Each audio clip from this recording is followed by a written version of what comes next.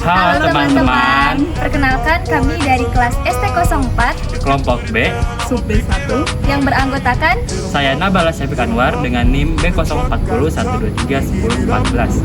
saya Gisela Nur Fauzia dengan NIM A14012310005. Saya Siti Yanwar Arafah dengan NIM A24012311147.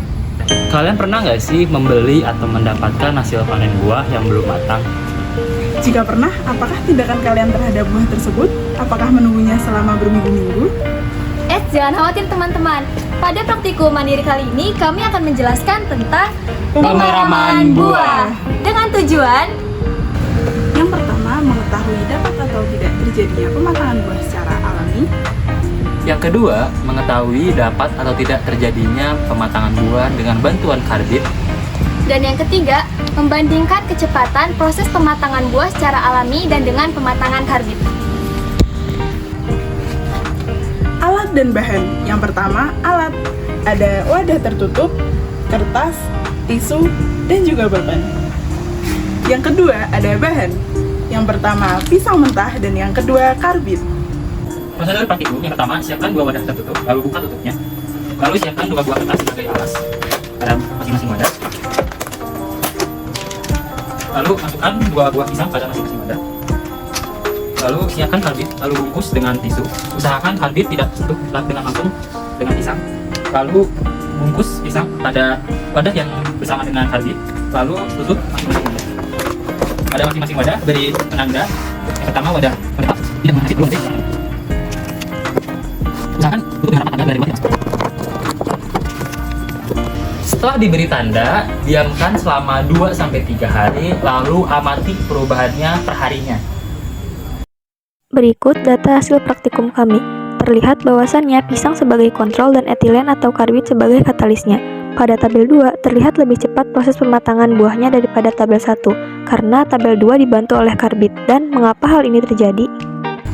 Secara alami, setiap buah-buahan memiliki gen khusus untuk mencegah pematangan. Yang pertama adalah ETR1 dan yang kedua adalah CTR1. Ketika memulai proses pematangan, tanaman akan mengeluarkan gas etilen.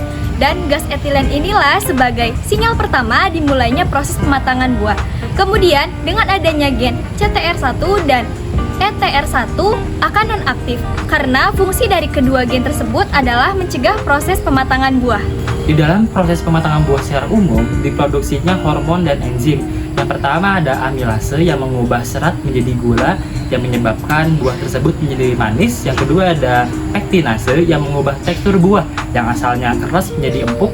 Lalu yang ketiga ada hidrolase yang mengubah klorofil di dalam kulit buah menjadi antosianin yang menyebabkan warna buah tersebut menjadi warna kuning. Pada praktikum mandiri kali ini dapat dilihat pada perlakuan A bahwasanya buah akan matang dengan sendirinya karena adanya hormon etilen. Hormon etilen pada tumbuhan ditemukan dalam fase gas, sehingga disebut juga gas etilen.